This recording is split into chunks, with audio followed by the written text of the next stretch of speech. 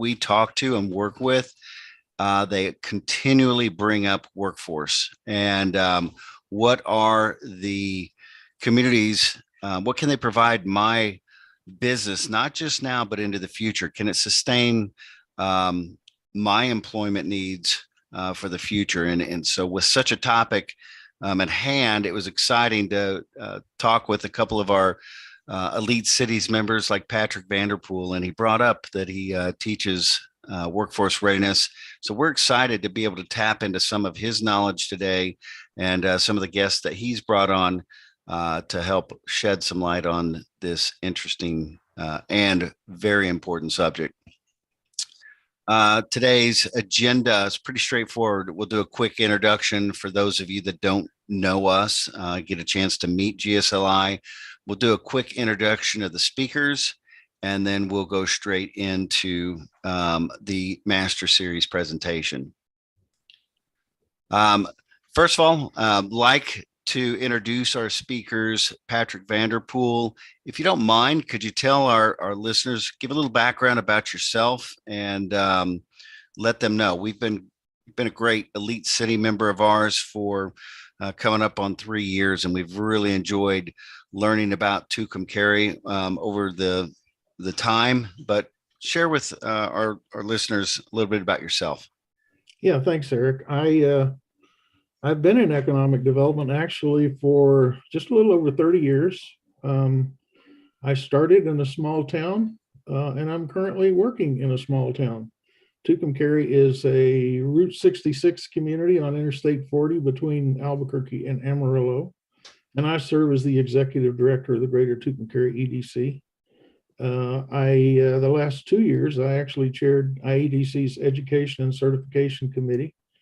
So I am a certified economic developer.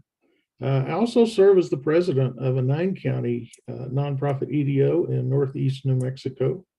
And currently, we're engaged in a business retention expansion project with a focus on workforce development. So I do a number of other things, but that's in a nutshell. That's who I am and what I'm about. Awesome. Thank you, Patrick. Our next guest is Jerry. Jerry was recommended by Pat to be one of our guests today, and I'm sure has a tremendous amount of knowledge that he can also share. Jerry, why don't you tell us a little bit about yourself? Thanks for being glad to be here today. So, President and CEO of the Rio Rancho Regional Chamber of Commerce for the fastest growing community in New Mexico. I'm also been the existing and been the board chair now for a few years on the workforce board here in central New Mexico, which is the largest in the state. My prior history is spent 24 years in the financial services industry, including being a site selector for one of the largest banks in the world. So been there involved with economic development, growing businesses, as well as site selection, and now continuing that on the chamber side, plus the lot of movement on the workforce, especially now post-pandemic. So great to be here. Awesome. We are very glad to have you. I'm going to give Mike Running a pass. He's been a client of ours for coming up on 2 decades. And he is on the fly. So he will be joining us shortly. He just texted us. And he's actually be joining, I believe, from an airport or from some crazy place that he's doing business from. But we'll introduce Mike as he comes on board. And Catherine, if you could, tell us a little bit about yourself. Absolutely. My name is Catherine Vanderpool. I'm with the University of Oklahoma Economic Development Institute, or OUEDI, as it is known in a much shorter name. I've been with the university for over 10 years, and I've been working with this program for over 5.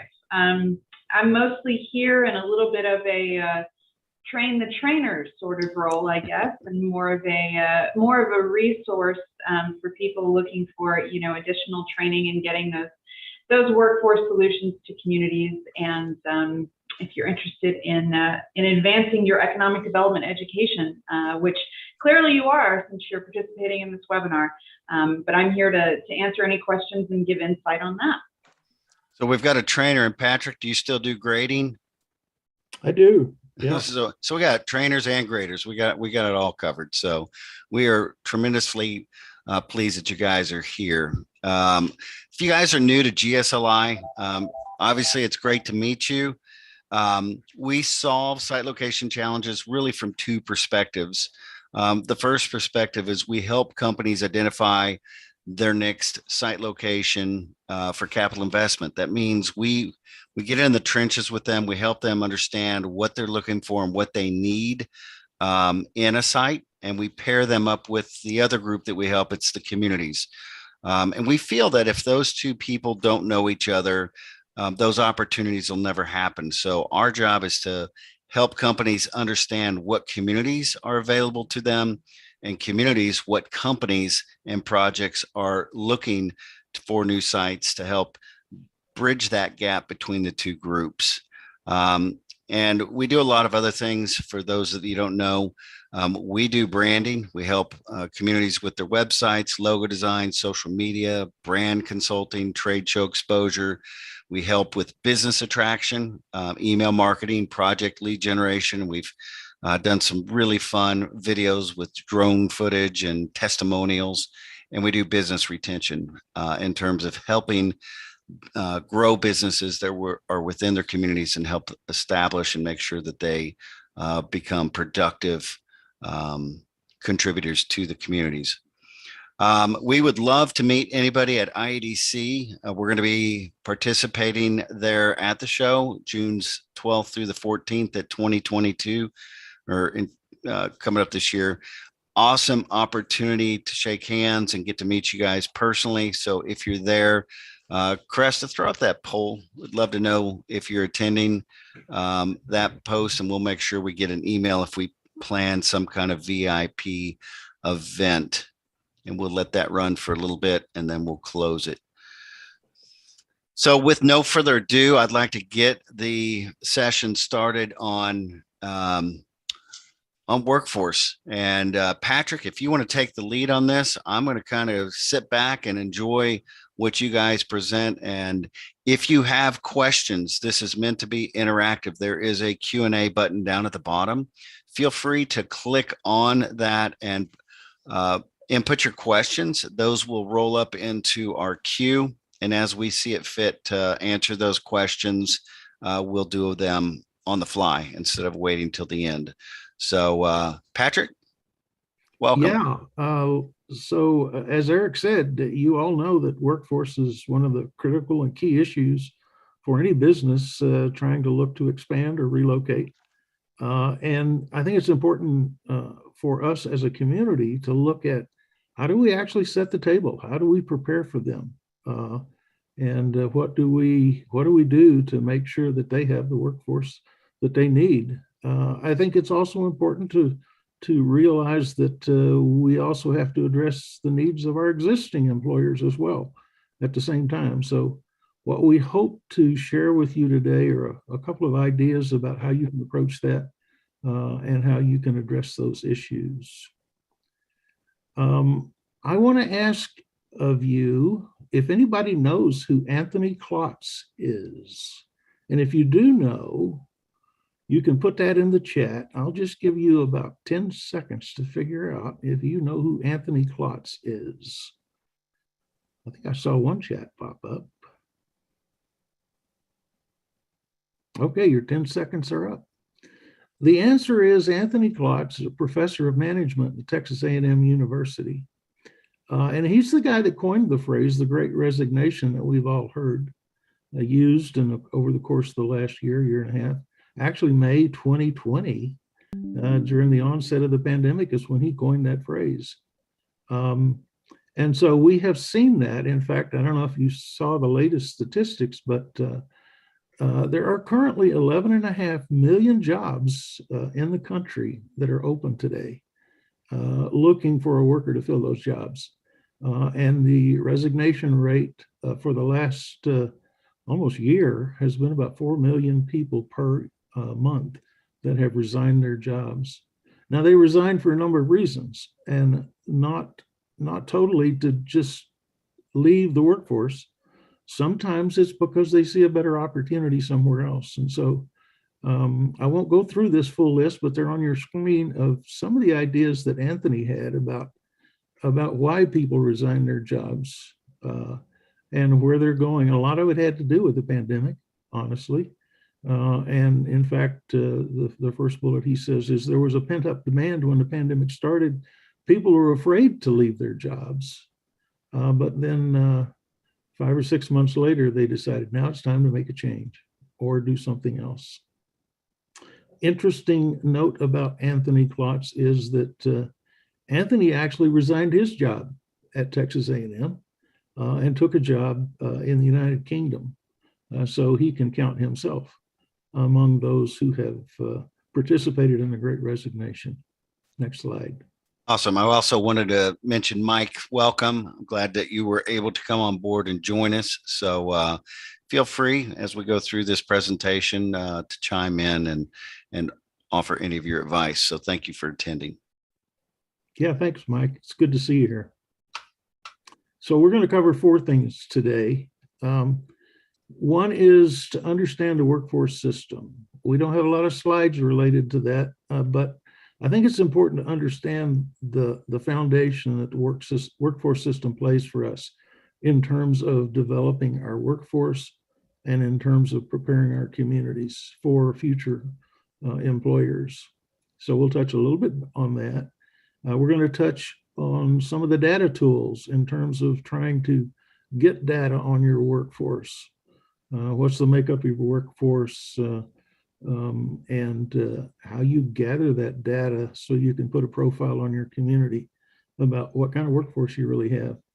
The third point is one which I consider to be really, really important, and that is to look at the components of building a community workforce program so that you can set the table for your employers.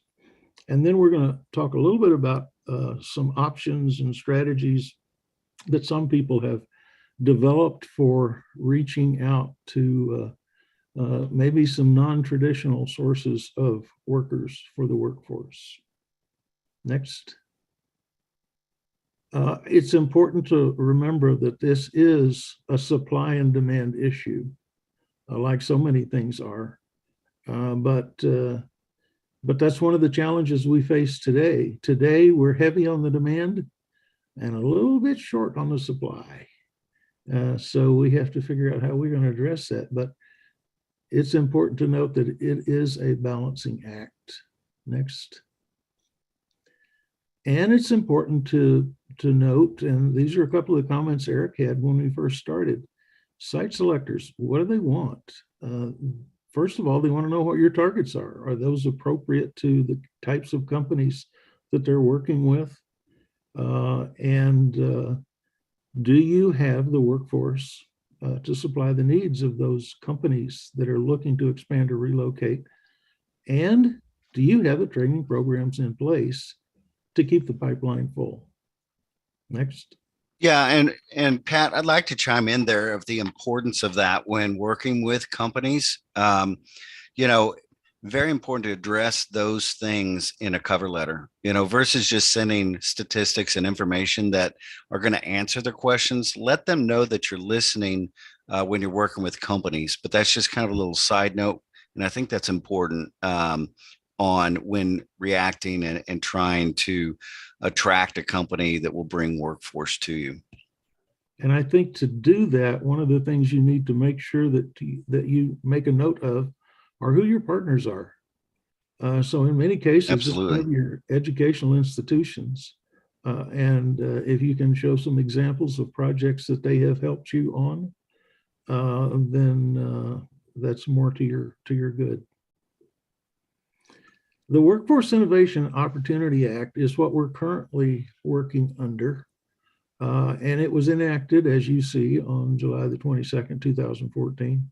Now, the federal workforce system actually started with the Wagner-Pfizer Act back in 1933. So it's been around a while, and it's gone through several different iterations, the federal workforce system has. And so the Workforce Innovation and Opportunity Act is what we're currently working under. And you can see the importance of some of the components of WIOA, as it's known. And of course, the one-stop shops are one of the important delivery vehicles for those services. I don't know if you know how many one-stop shops you have in your state, but you ought to look. If you're fortunate, you have one in your community. And if not, you need to know where they are and how far away they are. So I think that's one of the important components of WIOA. Pat, one of the tidbits on there, a couple things on this is for the group to know. One is this is a federal program, and in many of your states, you have state funding that fills some of the donut holes. There's a lot of donut holes in this program where folks just don't fit and cannot get covered for whatever it might be for WIOA. So your state does provide additional funding in many cases to fill those donut holes. Also want to bring up on this, I was just at the National Association of Workforce Boards meeting, and this is completely in renegotiation. They're expecting to roll out a change in this program here in November. And right now it's going through committees in between the White House, the Department of Labor, and Congressional. Thanks, Jerry. I think one of the other important things to note is how this system is applied in your individual state. Because you have a state workforce board, you have local workforce boards. And Jerry, by the way, is chair of the Central Workforce Board for New Mexico. And I sit on the board for the Eastern local area workforce board. And so those are important folks to get to know in terms of the workforce system and how they apply it. I will tell you this, I've been involved in the Eastern area board for about 3 years now. And I still feel like every new year that I'm making a new resolution that I'm going to learn a new language this year. And it's going to be the workforce system. It is like learning a new language. And so that's a good New Year's resolution to have. Because when you get down in the weeds, you're really in the weeds. We won't get into the weeds today, but I think that's important to know. Next. And the other key is there are roles for the economic developer in this system. And one of the most important roles is information management. It's letting your workforce boards and your service providers know what's going on in terms of economic development in your community, projects, companies that are growing or shrinking or leaving or whatever it might be. It's really important to convey that information to your workforce boards and to your service providers. And conversely, it's really important to let your employers know what's going on in your workforce system. And so economic developers and the business community have a really important role in terms of working with the workforce system. I thought I'd let Jerry just speak for a minute about the business community and engaging the business community. And Jerry's done some really good things with the Central Workforce Board. And would you share a little bit? Yeah, absolutely. So first things first on the business engagement is key when, like I mentioned, I was just at the National Association of Workforce Boards meeting in Washington, D.C. And I will tell you, every one of your areas in every state is struggling with business engagement. We've made a lot of strides out here.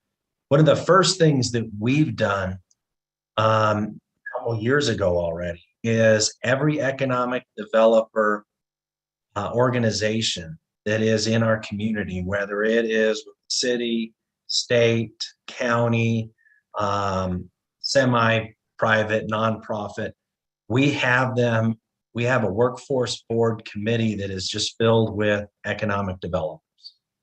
And what we want to know from that standpoint is not specifically on what positions that they want to fill with which company, because we want to keep that of course, private, so that no one's disclosing what they shouldn't. But the other side of this is to find out what kind of jobs they're hearing from their folks, whether they're bringing them into town or expanding their services. Who are we missing? Are we missing electricians? Are we missing plumbers? Are we missing pipe fitters? Are we missing engineers? Who are we missing? And then in addition to that is making sure that workforce is building programs so we have a ready workforce that fills the needs of whatever captive industry that you are looking at filling. So that is one of the biggest keys. In addition to that is understanding where our workforce is and where it's been, working with the businesses. If we can help them with their training costs, expanding their role, growing the business overall, we want to make sure that our services are right there to help them not only recruit locally, recruit in-state, out-of-state, but also with their training costs. So we work with the businesses and we have quarterly meetings, understanding from the businesses, what do they need? So all different sizes. One of the other things that we are working on right now, to give you an idea, Pat touched on this briefly, is Great Resignation was because of childcare. I'm going to throw a number at you and you're going to get scared with this. Potentially by the end of the year, 1 out of 3 childcare facilities will close in your state. And the reason is a childcare provider nationwide right now is costing somewhere between $18 and $20. But when it comes to state funding in most areas or federal funding, they're only being reimbursed between $12 to $14. So that's creating a gap. So you have a lot of current owners of childcare facilities that are especially helping out the lower income folks that are getting state subsidies. What that's going to create a big gap, and that's going to keep more people at home. So we are working not only with the state, but we are also working on additional funding opportunities costs for those for the child. So that is one of the biggest things that we hear from businesses is the reason they can't hire people is childcare. The other one is that we have learned from businesses engaging them is making sure that they have the ability, what we call buying deeper. Give you an example. Before the pandemic, let's say that there was 5 traits that they looked for, this business looked for in an employee. Now they're coming down to, well, this person's got 2 traits. So we help develop a plan, build a plan for them. If it's career technical education, whatever it might be, to get them so that and cover their training costs and cover some of their salary costs, they can train them up and they can invest in that new person and get them from 2 traits or 4 traits over a shorter period of time with less exposure and less expense. So those are some of the things that we're working on out here. We've had great success with them, but as Pat said, it is a continual evolution, especially right now. Yeah, Jerry, I want to ask you, in terms of you talked, and I think it's important about the gaps, identifying what needs are from the employers that are there. What are some creative ways, or what are the ways that you feel might be the best way to capture that information? Is it through surveying, going out and shaking their hands, onboarding them into the community, luncheons? What do you think some of the best ways to gather that intel? Actually, it's been really all of those things. So we ran surveys, finding out what positions are struggling to hire. We give them a point system, 1 through 10, 10 being the hardest to fill, 1 being easiest to fill. I haven't seen any 1s, 2s, or 3s in the past few years. So we've done that. We also have, like I mentioned, quarterly conference calls. And here's the nice thing with Zoom. Before, we used to get them together in a meeting, and we did that before the pandemic. But with Zoom, it created more opportunity to get more folks involved. So we get them into a general meeting, and then we split them into different groups based on their category. We have them identify who they are. They're in the medical category, they in the vocational category, construction, are they in the IT category? And then we get them and we get that specific group, and we have an open dialogue on what are they doing, how, what are the positions need to be filled, what's the minimums. And then we're taking that information and bringing that back to the workforce board and to the counties and to the cities to see what we can do. One of the things that occurred because of this is we received county funding for a program that was called Upskill Sandoval. And this filled a lot of those donut holes and helped accelerate the costs or reduce the costs and accelerate the education to get these people up and running. So give you an example, CDL drivers are really tough to come by. What this did is it's helped not only fill all the CDL schools locally, but then we sent them outside the area that they had vacancies and availability. And because we had Upskill Sandoval, we were able to cover some of the costs for them to be out of pocket for 4 to 6 weeks. So those little things, we would have not realized that the desperate need for those until we would have had those meetings. That's great. That's some great information. Cool. Yeah, I think those are really good examples of strategies that you can adopt, particularly have a good relationship with your workforce system. So I think that's one of the reasons it's really important to do. I do want to make one comment about Jerry's comment about trying to engage the business community. And I do think one of the challenges is trying to understand the system itself and know the language. When our workforce board started meeting, the first question I always asked was, does anybody have any waiver requests? I had no clue what that question meant. So I think we do need to help educate our business community about what that language is and how it works. So I think one additional thing with that, Pat, as well, that I did fail to mention is because of our activity with, we not only do we engage economic development associations, but also chambers of commerce and other associations as well. The reason why we do that is when we want to run a poll or find out information, can run it through them, and because instead of workforce board trying to run it completely. So that really opens it up and you get a lot more participation. But in addition to this, is the business engagement piece, top to bottom. That is where folks struggle. And when you talk to your workforce board, I would tell you, if you're not involved with your workforce board already, it's actually a great thing in some ways. Have them, call them up, have one of their folks come out and meet you and tell them about your program. What we found is they spoke government lingo, they spoke unemployment, workforce solutions lingo. They did not speak about business lingo. So what's most important to businesses is how to reduce expenses and increase revenue.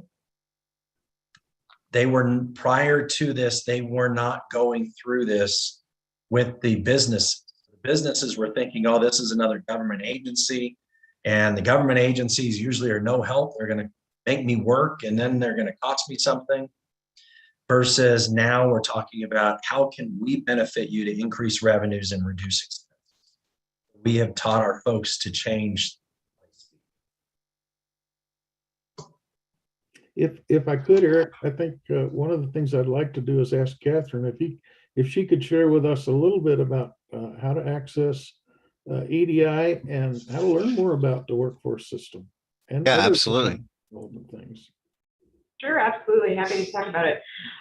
Well, I know that in a few slides or at some point during this presentation, we'll have contact information for everybody on the screen.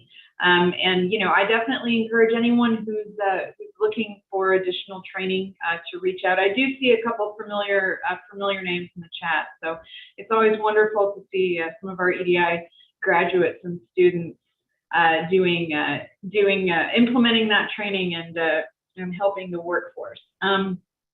Within our program, we do offer a workforce development course.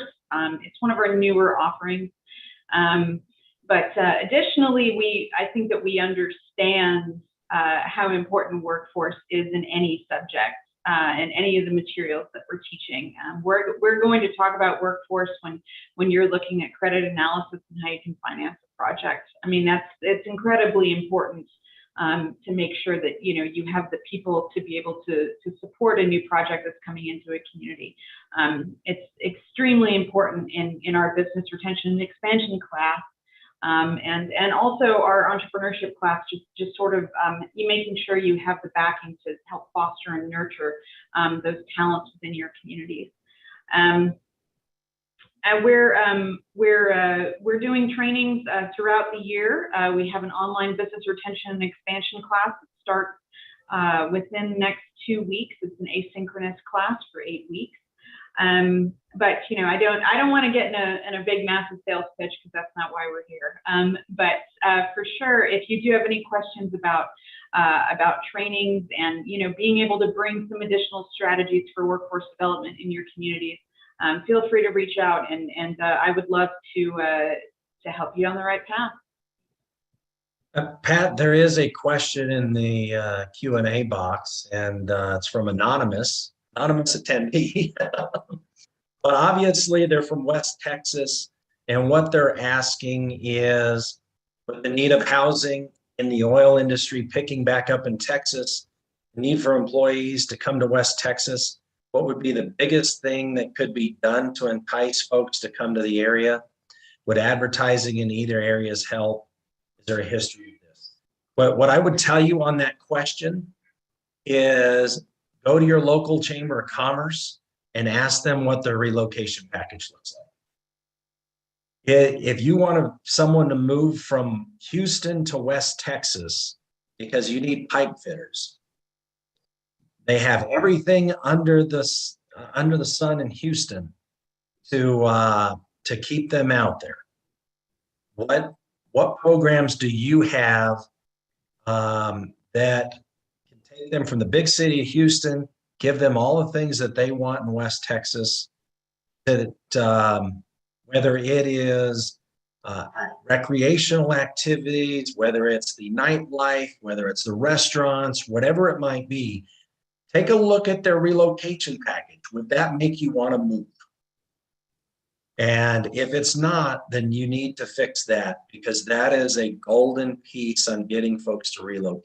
Out here in Rio Rancho, for instance, we have a number of large businesses out here, and those large businesses, they are all of those large businesses take advantage of our relocation package, and we have built it not based on local thoughts, but we actually sent this out to college graduates in other states and said, hey, would this entice you to move to our area? And we built it around that. And we have had great success in folks relocating here in a very rapid rate. Give you an idea, we have had, just in the past year, we added another 6,000 people in our area in a year. I think that's a really good point, Jerry. That's one of those strategies in terms of talent recruitment that we need to think about. Yeah, and Patrick, I put in the chat box kind of a key point where you said you need to set up a meeting and get to know your workforce board. Want to kind of launch a poll real quick, just to find out how many people do know who the chair of your local workforce board is. And I'll just go ahead and put that up there, and you can continue on. We'll let that run for a little bit. Okay. Yeah, and I'd like to find out how many of you know who your local workforce board chairperson is. It'd be interesting to know. So let's dive into the next topic here. Next slide, please. where do you find information on your local workforce? And these are a number of those sources that I think are important for you to take a look at in terms of trying to identify where your labor market information is. Most of these sources, Bureau of Labor Statistics, local area unemployment statistics, et cetera, you can access through your state workforce agency in many cases. And if not, you can go directly to these different agencies to get that information. I looked up the unemployment rate for Tucumcari just before we got on today, and that's where I found it. And in our case, it's jobs.state.nm.us, local area unemployment statistics, and we're sitting at about 5.1% unemployment, whereas the statewide average is about 6% right now. So Yeah, those are some really good sources of information. and Pat and I have talked about actually hosting another master series in terms of just diving in deeper, how to find these sources and how to apply those and use them in real life situations. So look forward to developing that and putting that together with him. So we'll go through these next slides fairly quickly, but just a couple of notes. American Community Survey versus the census. And it's important to note that the census is actual counts. American Community Survey is sample estimates. American Community Survey is done annually for those communities with a population of 65,000 and above. For most of your rural areas, you'll get a 5-year estimate to work with. But interesting to note that American Community Survey estimates have been shown to have about a 90% accuracy rate. So it's something that's really good to work with. Next slide. Local area unemployment statistics. I won't go through this other than, as I just mentioned, you can pull that up for your community or your county or whatever geography you want to pull it up and find the information on your local area. Next. On the map is actually one of my favorite tools. This is a census tool, and any of you that have experienced using On the Map, if you tried to use On the Map when it came out a number of years ago, it was a difficult tool to navigate, but they have since made it much more user-friendly, and I encourage you to take a look at it. Again, you can look at different distance geographies in terms of getting up the data for your community. And a lot of information is provided. It's a good tool, a really good tool. Next. Quality workforce indicators. And here again, you can get those through typically your state workforce agency.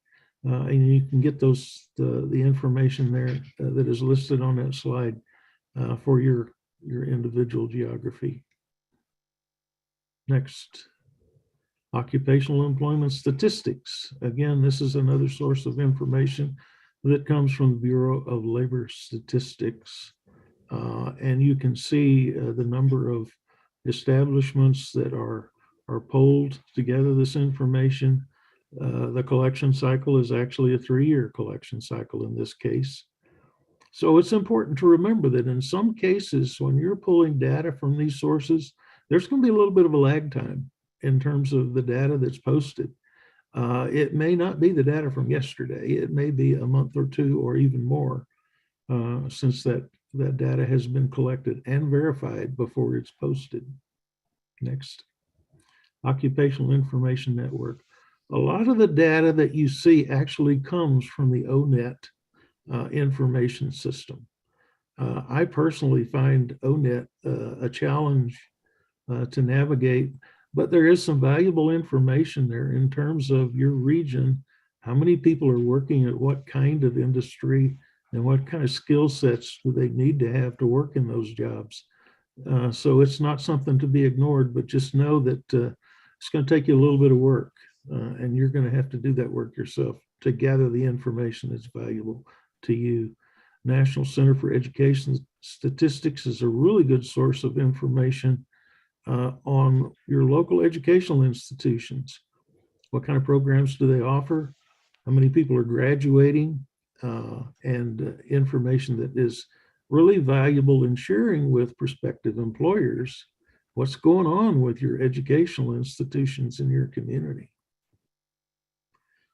This is really kind of my favorite source of data, particularly because in Northeast New Mexico, we're a pretty rural area. You know, Will Rogers was quoted at one time saying that in rural America, sometimes there's just too much dirt between light poles. And that's just kind of the way it is. So some of the data sources that you can use typically may not apply in a really rural area. But these data sources, they're able to pull that information together based on sources like ONET, but they make it much more user-friendly in terms of utilizing that data. I will make a note to you that Burning Glass and MC have merged, so they are now MC Burning Glass. But again, it's a really good third-party data source that can provide some really valuable information on your area. I personally use Jobs EQ, and one of the reasons I do is because our Eastern Area Workforce Board has a subscription to Jobs EQ, but it provides me really good, not just workforce data, but economic data as well for the 4-county region that I'm currently in. So you might take a look, you might explore some of those third-party data sources. And like Eric said, maybe in a future webinar, we can dive into these data sources a little bit deeper. But that's one of my favorite sources of data for my region. Now, I want to spend just a couple of minutes talking about what is near and dear to my heart. And that is the components that you should think about having in your community workforce model. You know, in larger areas, you may have a lot of different providers that are working on workforce development. But even if you do, I think it's important to think about these components of that workforce model and what they would be for your community if you're truly going to set the table for prospective employers. Target identification, knowing who your targets are. We spoke about that just a little bit earlier. And then the labor shed study piece.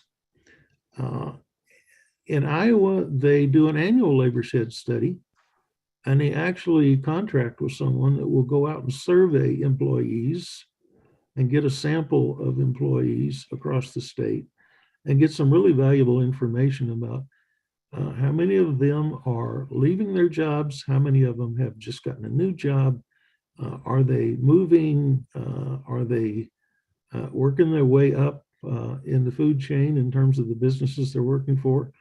The labor shed information is really important. It's one of the things that we've struggled with, and you will see in another slide here in a minute, what we have done in Tucumcari. We actually joined ACT's Work Ready Communities Initiative several years ago, and we were able to do assessments, skills assessments of the workforce.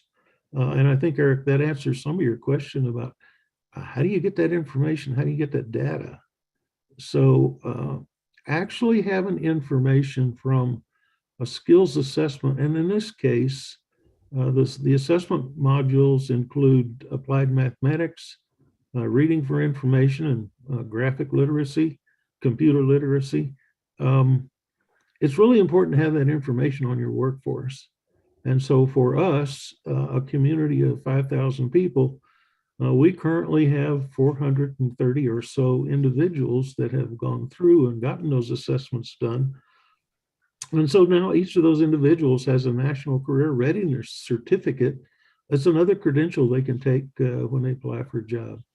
So that kind of data is really, to me, addresses the crux of the issue of having a data-driven story to tell to prospective employers. Next. And then, of course, you do the other side of the equation, the demand side, and you reach out to the employers and do surveys of those employers. I mentioned when we started that we're in the middle of a 7-county business retention expansion project. And the needs analysis of employers is a really key component of the surveys that we're doing with the employers. And then you identify the skills gap. And that's one of the things that that you brought up a second ago, Eric. Pat, what do you find on the surveys? Do you find that it's better to keep them anonymous in terms of what company it is, or just keep it open? Have you seen any difference in terms of response rates if you issue out a survey?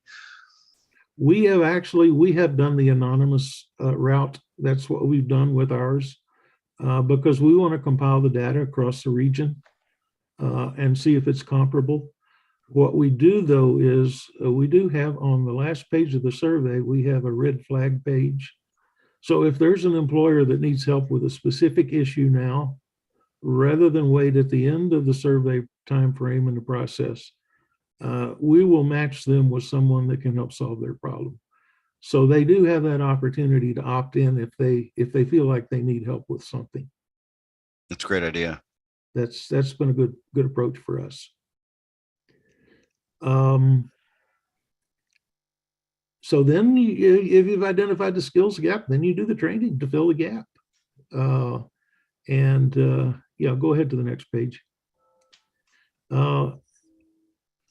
Identification of employment barriers. I want to touch on that in just a minute, but Jerry did touch on that a little bit. And this is one of the most important issues, is identifying employment barriers.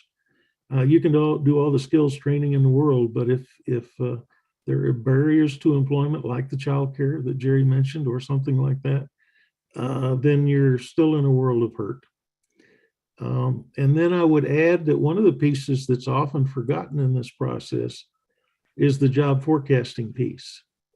What's coming down the pike? And quite honestly, if you're going to survey existing employers, you may need to survey the employers you don't have or wish you had. And if you can find some of those employers that will share information from you, then you can begin preparing for the future. So I think that's really important. So let's take a look at a couple of other strategies that some communities have adopted. Next. You need to look at the full menu of where does your workforce come from?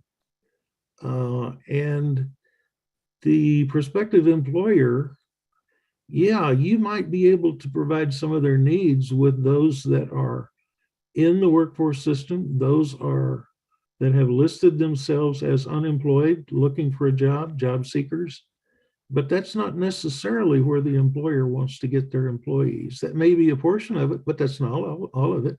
In some cases, it's an existing employee who may want to advance themselves and find a better opportunity. And there may be some other non-traditional sources of workforce. So we'll look at just a couple of those now. Next. Mobile training labs. I think this is a really good example. We have a wind technology program at Mesa Lands Community College. They have developed a mobile training lab that they can take to neighboring communities and at least start the process in terms of training technicians to work in the wind energy industry. Next. And recruiting former residents. We can't forget those folks that may have left and they may want to come home. So I think this is a good example of a program that Michigan operates called Back to Michigan in terms of recruiting former residents. Next. And certainly internships with college students is a real opportunity for people to learn some new skills and get into the workforce in an area that they're really interested in. Scrubs Camp is a good example. This program is in Minnesota and it's targeted toward health sciences. It's a good opportunity for reaching out to a non-traditional source of workforce. And of course, the childcare that Jerry talked about earlier is an issue just about everywhere. Missoula, Montana has actually put together a list of different options for childcare. And so don't neglect reaching out to other areas across the country that may be taking a look at some of the opportunities to address some of these issues. This is the slide that I wanted to bring your attention to. A good friend of mine and Jerry told me he was having coffee with Bob just the other day. Bob introduced me to the idea of ensuring worker success and the performance thinking network. So research has identified, and look at box number 4, which talks about skills and knowledge. That makes up 10.4% of the workers' ability to succeed in the workforce. 75% of worker success is allocated to environmental factors. So you really cannot overestimate the importance of removing those barriers to employment. Next. And the last thing I just wanted to mention is the impact of COVID-19 on the whole workforce issue. And there are a couple of things here to really think about. Because as we started talking about the Great Resignation, in many cases, the worker is just thinking, what am I doing? Is this where I want to be? Or do I want to be somewhere else? And so I think it's important to think about that. And you notice the third bullet, automation. I can't remember the restaurant chain. I read about this last week. They have a robot now, and his name is Flippy. And he does just exactly what it sounds like. He flips burgers. So they're actually now able to automate making hamburgers. So that's going to have an impact on the workforce in the future. And then, of course, the issue of remote work is something that has really made people rethink their work environment, and in some case, employers as well, in terms of what they offer to employees in order to retain those employees, which I think is another important issue. Those are just a couple of the examples in terms of strategies. Yeah, you can go to the next slide. In terms of strategies that you need to think about. How do you set the table for existing and prospective new employers? And how do you build a community model to address that issue? It's not going to be one simple answer. There are a lot of different options that you can apply to your community in terms of developing your workforce. Yeah, and Mike, I wanted to maybe have this as an opportunity to kind of open up and ask you, because I've known you for, good Lord, it's been 20 plus years, and you've always been a very creative individual in terms of developing your community. If you could, do you have any good examples of some workforce development that you guys have done there at Dumas? Oh, yeah. Yeah, we've got several. Again, I apologize for getting on late, but can you hear me okay? Yeah, absolutely. I know you're on the road. And we did not say anything right, bad about you. Okay, well, normally he would. If you give him any opportunity, he's got nothing but hacks on my ability to hit his pitches. But I will say that I went 4 for 4 and hit the cycle against him when we did play against each other. Oh. No, we've got Dumas is kind of a unique community. One of the main challenges is that we are rural, small town of 15,000 in the city and 23,000 in the county. And the other challenge is we're only 45 minutes north of Amarillo. So, when you got opportunities, most companies and prospects ask the question, why don't we just locate in Amarillo as opposed to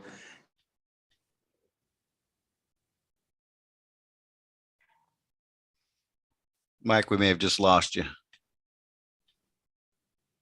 You're back on mute.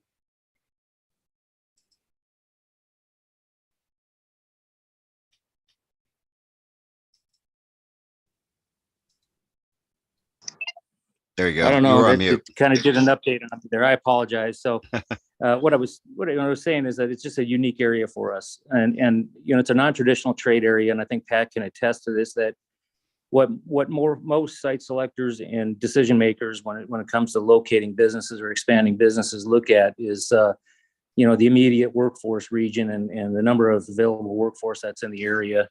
But it's not uncommon in rural areas for people to drive, an hour, 75 miles for a job each day. And so it's up to us to educate them that we have this workforce region that's beyond what normal parameters would be when they look at other locations. So the other thing that we have to look at is, talking to our existing employers and partners in the community to find out what their challenges are and what their workers' challenges are, or the lack of workers and what the challenge is to getting them. So some of the programs that we put in place to combat some of the issues that we have is, we did a grow your own program partnering with the college, the school system, and ourselves, the economic development entity, and put together a pretty creative nursing program where students can start the program in high school and start getting credits towards LVN and RN and things like that as they start moving up into the ranks, and then they enter into the college.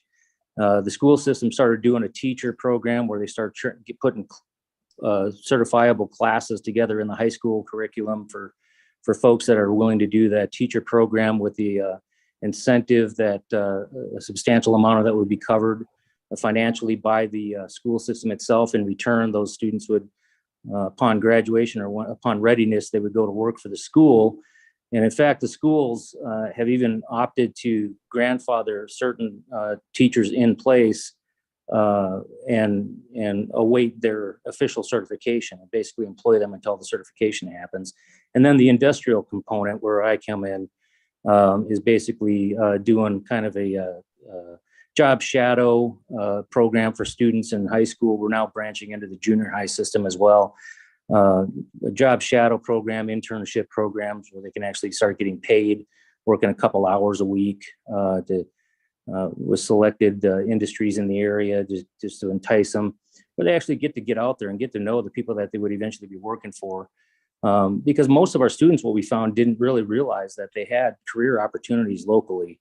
And as you know, most students, when they graduate high school, the first thing they want to do is get the heck away from home and go explore. But our objective is to try to show them that there's excellent opportunities locally. So several components involved with the Grow Your Own program that we put together and did. The other thing is that we established some efforts early on that identified reasons why that were inhibiting people from coming to the community for jobs. And some of those things included, you mentioned some of these earlier, lack of daycare, lack of affordable housing, or there's just limited housing, lack of even coming so far as when we have companies that are locating into the community, they got family pressure and they don't have common retail and restaurant names that they recognize in the community. And so as an EDC, we started incentivizing daycares, for example, and 5 local daycare facilities received funding, and then some, depending on the number of enrolled student or kids, we get repeated funding. So we help offset some of those costs and limit the costs. We work with the city to streamline certification efforts, things of that nature, just so we could keep those daycares open and operational for our workforce. We've also, with the housing, we've incentivized new housing development, multifamily development, things of that nature, and worked aggressively to try to address all those issues, to the point where we even got a couple of major corporate partnerships involved, where they put substantial funding into housing to help offset the increasing cost for construction. Because, for example, we have JBS, which is a large meatpacking facility north of Dumas that employs over 3,500 people. Well, they've got almost 1,000 people that have to commute on a daily basis from Amarillo. So there's a ready ability to put housing together to get those folks located, and the cost for them to assist with that commute was exorbitant. So it made sense for them to invest a substantial amount of money to the tune of $3.8 million into housing. Whereas we as an EDC contributed nearly $1 million to help offset some costs to make that happen. And so we're always talking to our partners in the community, our employers and their workers, and identifying what restrictions are there and trying to address those in real time. I will say our partners in the community, the workforce folks and the college, are great people. But there's a bridge that has to be created because many of you know when you're working with colleges, they don't work on business time, they work on education time.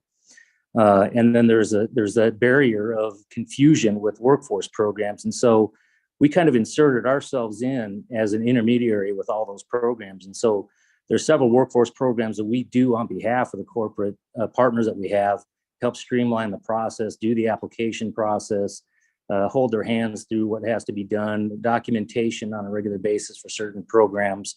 Particularly, we have in Texas the skills development program where they, if it's a customized training program for a particular business, we pretty much handle all of that in direct contact with our college and put that program together. So basically all we got to do is take the paperwork to our corporate partner and have them sign off, and then we'll navigate that on their behalf and help them get through that. So several things that we have to do, but workforce is definitely one of the key components when it comes to economic development in this day and age. And most corporations that we've talked to have always asked the question, what are you doing to address the workforce issues in your community? And I think we're pretty prepared to be able to give them some decent answers.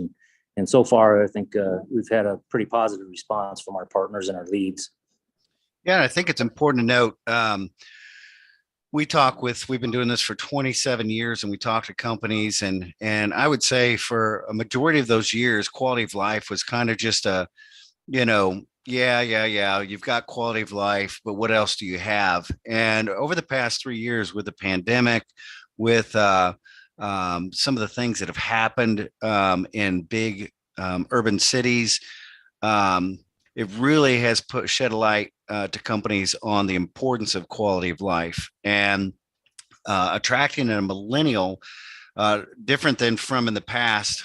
For example, people used to go find a job and then locate to that area because it was providing. And the millennials mindset is that they want to find an area that they like, and then they'll go find the job and try to meet it. So kind of doing a little bit of a shift when targeting your messaging or your social media or any direct contact to try to lure that age group in is really a whole different mindset in terms of attracting that type of workforce.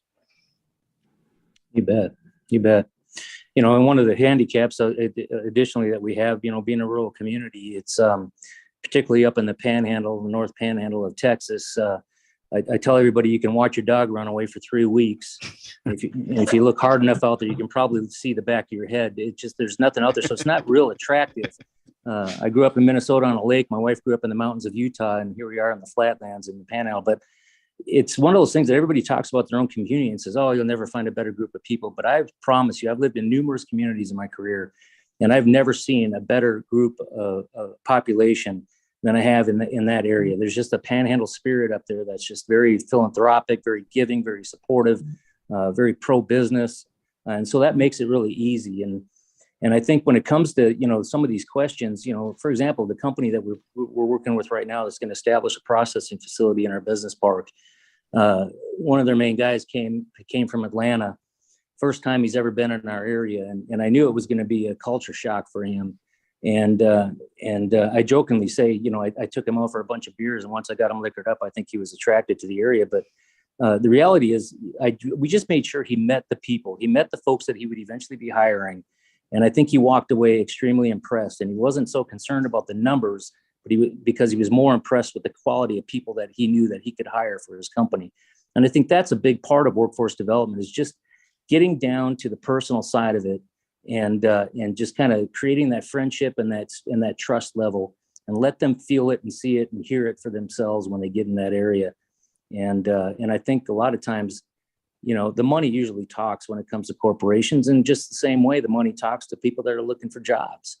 Like I said, we got 3,500 people at JBS And a big portion of those folks are not happy with the working conditions. And I hate to say it, but that's a market that we can push out, that we have a numerous amount of underemployed people that are seeking better working conditions for equal or more pay. And I think most of these companies, when they come in, they're willing to do that. And so that's the first step. And then obviously regionally, it's enticing to people that are willing to commute the distance that they are in our area, and we can build down that workforce that way. But it's always going to be a challenge. It's just something that I know that we have to keep our thumb on at all times. Yeah, absolutely. Well, good. We are on the hour, and to respect everybody's time, I'm going to kind of wrap this up. We are planning additional master series to dive deeper into certain components of this, what I feel is one of the most important areas that we can help everybody become better at. We had someone ask if they could have access to the slides. Pat actually has, how many slides are in your full presentation? Well, the full meal deal is 94 slides. Today we covered about 30 of those. Yeah, so we can, per your request, send us, I'll give you some information. Here's some contact information. If you guys want to screenshot that, you can email us directly, and I'll give you just a few seconds to have this contact information. You can email us directly you could email Brooke, probably would be a good contact. Brooke at GSLI Solutions. She communicates and coordinates all information between our guests and the communities. And ask, if you'd like the big version or the shortened version, we'd be more than glad to make those available. Our community assessment directors, Amanda Tompkins, Carol Harris, Shelby, they all work with individual parts of the country, and it's their job to know those communities that we work with and understand. So when we identify or working with a company trying to find a new home, they are the coordinators between the community and the company. And those are some people you can additionally reach out to if you have any questions about becoming one of our elite cities and helping some of the projects we have find new homes. With that said, like I said, we are after the hour. Thank you to everyone that attended from around the country. I know a full hour of your day is hard to set aside, and we totally appreciate being able to provide this information. There will be a recording that goes out also so that you can review and pick out parts of the presentation that you really want to focus on. I really want to thank Pat, Mike, Catherine, and Jerry. Thank you so much for your time and energy of helping us put this together, and your time today. And you guys are great people. We've always enjoyed talking and working with you, and we look forward to continuing that relationship well into the future.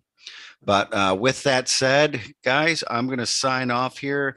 And until next Master Series, keep your communities rolling, and we look forward to helping you become better stewards of your communities. Thank you.